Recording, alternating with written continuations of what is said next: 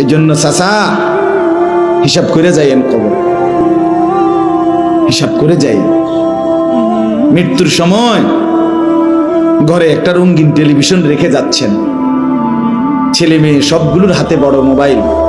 আপনি ঘুমান পাশের রুমে, ওরা সারা রাত মোবাইলে অশ্লীল উলঙ্গ ছবি দেখে, জিনা ব্যভিচারের দৃশ্য দেখে। খোদার 365 দিন, একটা বছর পার হয়ে যায়, 16 বছর 18 বছরের ছেলেটা মেয়েটা কোনোদিন খোদার 365 দিনে, এক বছরে কোনোদিন ফজরের নামাজ পড়ে না। মুসলমানের ঘরে ঘুমায়া, মা বাপ জীবিত মুসলমান, অথচ সেই ঘরের ছেলেটা মেয়েটা আজকে একটা বছর কোনোদিন ফজরের নামাজ ওয়াক্ত হয় কখন, সময় হয় কখন, ফজরের জামাত কয়টায় সেটাও জানে না। এক বছরে খোদার একটা দিন কোনোদিন ফজরের নামাজ পড়ে না। আহা মুসলমান, এত বড় অসভ্য, এত বড় জানোয়ার, এত বড় নির্লজ্জ বেহায়া মুসলমানের ঘরে কেমনে ঘুমায়? ওই বাপ কি করে, ওই মা কেমনে ঘুমায়? সে ঘর মুসলমানের ঘর কেমনে হইল? ওই বাবার চোখে ঘুম আসে কেমনে? ওই মা চোখে ঘুম আসে কেমনে? হায়, আমার সন্তানের পরিণতি কি হবে? আমার মেয়েটার পরিণতি কি হবে?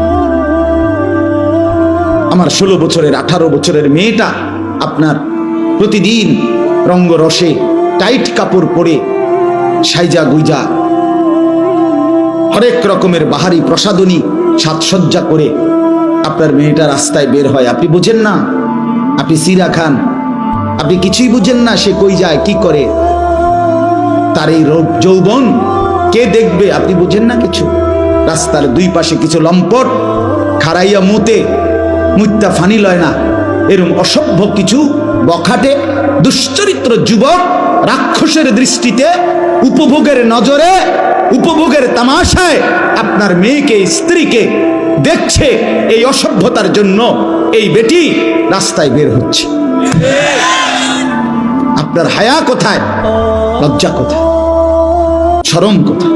আত্মমর্যাদা সম্পন্ন পুরুষ, খোদার কসম, রাসূলুল্লাহর হাদিস এটা, যার ভিতরে গায়রত আছে, গায়রত আরবি শব্দ, আত্মমর্যাদা, আত্মসম্মান, প্রেস্টিজ কনসার্নড, আত্মসম্মান যার আছে, আত্মমর্যাদা যার আছে, খোদার কসম, রাসূলুল্লাহর হাদিস, সেই ব্যক্তি স্ত্রী মেয়ের, নিজের স্ত্রী কন্যা বোনের বেপরদিগি মেনে নিতে পারে না। না। এজন্য যেই পুরুষ, যেই স্বামী তার স্ত্রী কন্যার, মেয়ের, বোনের বেপর্দা জিন্দিগি মেনে নিচ্ছে, সে বেগায়রত, আত্মমর্যাদাহীন। এটা একটা ফেলাস্টিক, বেডিও ফেলাস্টিক, বেড়াও ফেলাস্টিক।